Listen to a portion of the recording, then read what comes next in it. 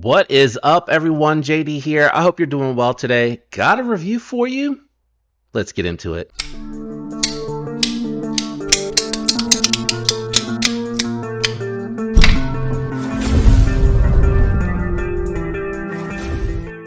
All right, we got one here. It is one from a brand where they just continue to put out the hits. If you like the tune, we have a new version of the Civivi Elementum. So this one here is very interesting for a couple of reasons. One, they moved from D2 to Nitro V. Two, they added thumb studs. And the biggest change is you got a Wharncliffe blade shape, guys. Very excited to check this one out, give you my thoughts on it. We're going to kick it off with a couple of budget knife comparisons, and then we'll jump into a little bit of cutting with this one. This is the Migron Moyarl, and you have the Civivi Amorite. So the Civivi Elementum continues to be a smaller, compact EDC. You know, this is for the person that I think really just likes something lightweight, very simple and straightforward to do some very light cutting task here and there. Not something that they're going to be doing a ton of cutting with. Here it is against the Spyderco Para 3 lightweight, and yes, the Elementum is even smaller than the Para 3 lightweight. And then here it is against the Spyderco Shaman. This also will cover you if you're familiar with the Ontario Rat 1, Rat 2. I have the random requests every once in a while for comparison to those. Those knives, guys, just to me, don't give as much value for money as they used to. Yes, they are very strong, durable knives, very, very good price point, but I just think there's so much better out there for the money for me personally than those two. All right, so what we're going to do is we're going to do some profile comparisons against these smaller knives. I like to show the thickness so you can get an idea of how it's going to feel in hand, how it's going to carry. So very similar in thickness to the Para 3 lightweight, guys. And then we'll bring the Moyarl out here because this is actually a little bit more of a chunky knife. Full steel liners, big thick G10 scales. You can see here it is a little bit thicker, or thicker. I don't know if it's a little or a lot, depends on your definition of that. But how does it carry in pocket? Again, a very compact EDC. Got these not lined up very well. So very small in pocket. It's going to take minimal space. Again, I think this is for your everyday minimalist, not your just everyday carry enthusiast. Let's go ahead and grab the scale real quick. Let's check the weight on this one. It should be around 3.5 ounces. 3 ounces. I swear it feels heavier than that. I am sincerely surprised that it came in at under 3, just squeaked under it too. I really expected it to be 3.5 ounces. It does feel like with those steel liners that it is pretty weighty.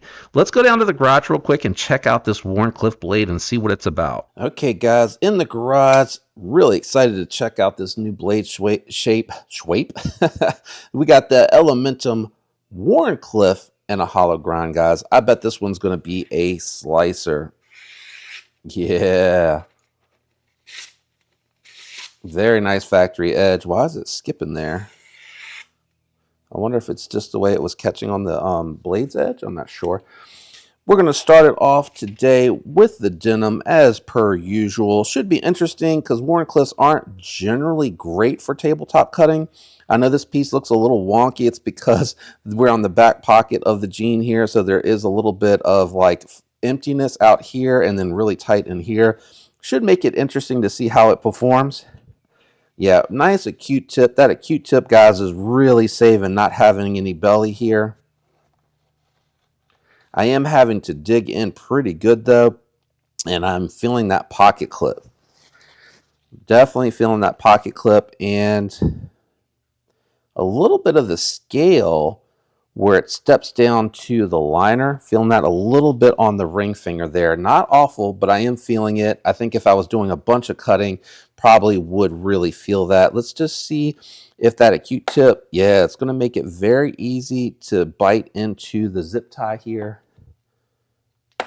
Very easy to break that apart. Ooh, that one went flying. We'll just set everything over there since it wants to go that way anyway. But it's a very nice factory edge. It's really biting into zip tie nicely. I am definitely feeling the pocket clip here poking up, and then I am feeling a little bit of that tip when I was digging in, but I like the fact that it has the flat spot instead of the swedge. I'm able to really get some power into those little push cuts. Let's just see what it's like going through the cardboard here. Good factory edge. Hollow grind is nice and slicey, guys. Very easy to control. Yeah, very easy to control. Good direction with it. We're getting ready to get to the tape. Let's go through a couple more passes. And then when we get down to the tape, we'll put it down on the cutting board here. Let me move some of the chipped up wood and denim and everything else out of the way. Yeah, no surprise with the Wharncliffe. This is really where the Wharncliffe shines. In addition to the power cut is going to be your ability to do draw cuts here. It's very easy to control, so I like that a lot. Tip looks good, still feels very nice. All right, not a lot of cutting, I know. Just I want to get what it feels like in hand to use. That way I can give the feedback up at the table. And let's just check that Nitro V out. Nice, good bite. Feels like it might be a little something happening. I can't tell if it's the paper just jumping or if, yeah, it feels like right around the middle somewhere in there, I might have a little something going on. So we'll strop it up, but it seems to be doing really well. All right, guys, we're back from the garage. No surprise, hollow ground, Wharncliffe, very slicey blade. This is going to perform a lot of your, occasional cutting task very, very well. I keep saying occasional because to me, this is not, for someone that EDCs, this is not a main carry or a knife that I believe is your primary EDC for a long period of time. I think it's probably more of a select group of people that choose to carry an Elementum as their daily everyday. It's just small. It's small. It's very basic. It does a lot well, but it doesn't excel at any one thing. Does that make sense? But G10 here, grippy. There's not a lot that has changed here, and the ergos are very neutral, very comfortable. I did notice while I was cutting, because for me it is a little small, the pocket clip just lands in a really bad spot. This part here, even though it is very well rounded, because it is a little bit more acute, I do feel that kind of poking. The nice thing about this though is it is a flat pocket clip, so you can get yourself that milled titanium pocket clip. That should probably alleviate that issue in particular. I am a little surprised though that they continue to not offer this as a reversible pocket clip. I don't understand that. It's a cool knife, don't get me wrong, but just having that extra 2 holes here, or maybe if you wanted to revisit and refresh it, just make this pocket clip hole, this barrel spacer, the top pocket clip hole, so you only have 1 extra hole on either side. I mean, I don't know, I just don't get it. You got T8 hardware, T6 in the pocket clip, ceramic bearings. They are stamped. They're not as good as caged bearings in my opinion, but they are really nice, and the action does feel smooth, surprisingly smooth, considering I haven't disassembled this yet to do the maintenance and clean it and oil it. Lockup is coming in at about, I'm having a hard time seeing, guys. I'm going to call that about 40%. It's a thin lock bar with a very thin blade stock, so it's a little hard to read. These are those thumb studs. If you caught the Arc Blast commercial, these are those similar style thumb studs that they've used for a really long time. And then these are the thumb studs that they have upgraded to. So you notice these are a little bit more barrel style. These have a little bit of a step on them. So I really like the newer style thumb studs more so than the old, but these are still really good. And this is something I think for a long time, it's always been a really good flipper knife. Really good action, very solid action, a little tight in the pivot. But I love the addition of the thumb studs here. I think they're well placed. Look how low below that pivot they are. They have really good tucked tight positions. The geometry here is going to be really good for firing. Did I say geometry? The location for these to get leverage, geometry, have mercy, to get leverage to fire them is going to be really nice. They're very satisfying to deploy here on the reverse flick too. Really good. Can you fail it? I don't know. Have I tried to fail this? I broke and then I landed right on top of the blade.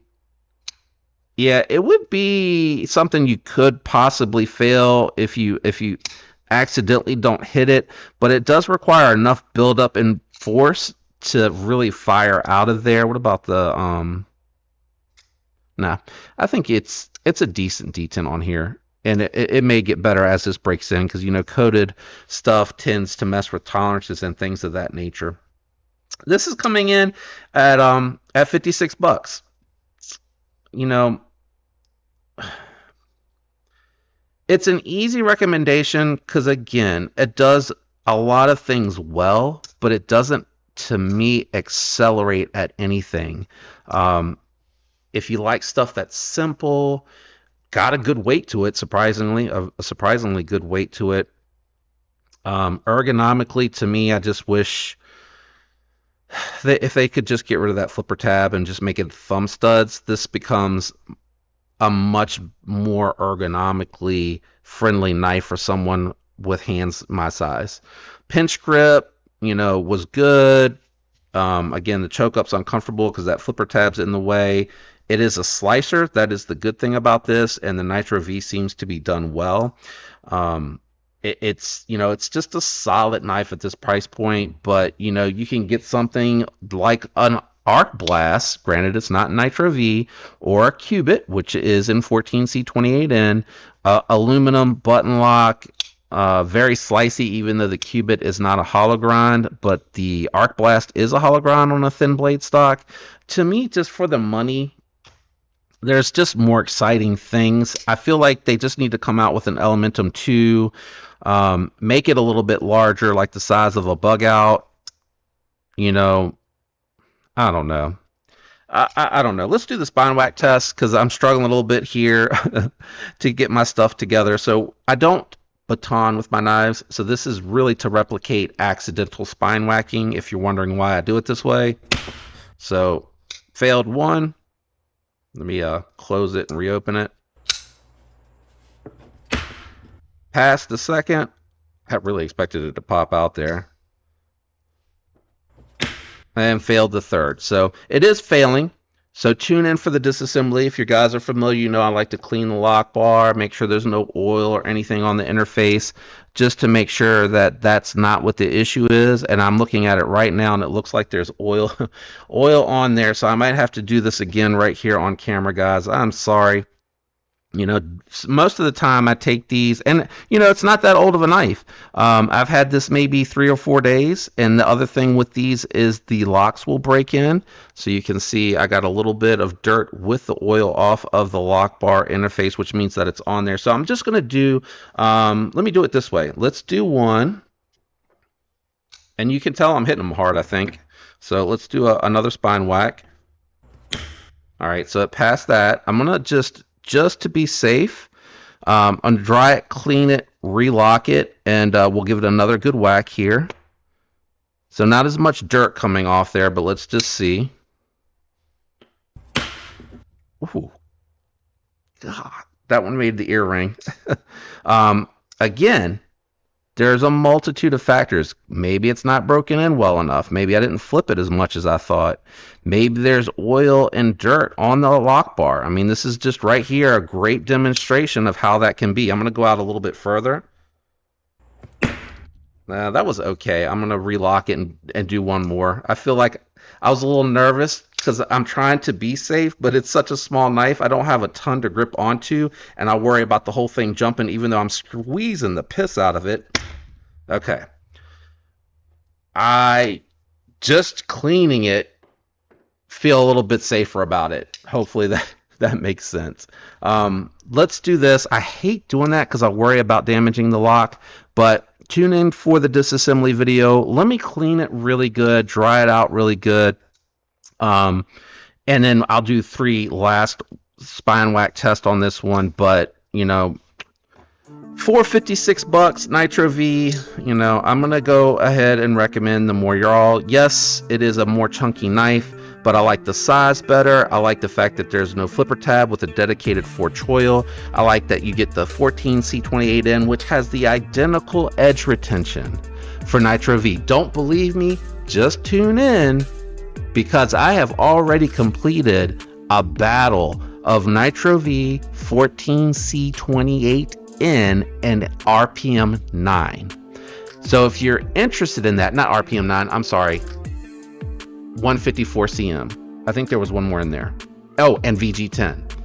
And I think the results are going to shock you. They are going to shock you. These came out identical as far as how they performed at the end of the test when I was checking to see how they retained their edges and what it took to get them back to form. So tune in for that. You're going to want to see that. Let me know in the comments down below. Thank you for watching to this point of the video. It helps the algorithm. Shout out to everyone out there for leaving the like. If you're not subscribed, consider subscribing and make sure that notification bell's turned on so you don't miss alerts when I go live, when there's new content posting. And a special thank you to the channel members. That extra membership that you all contribute really does help me. I really appreciate it. I love you guys. Hope you have a fantastic week. Till next time, peace.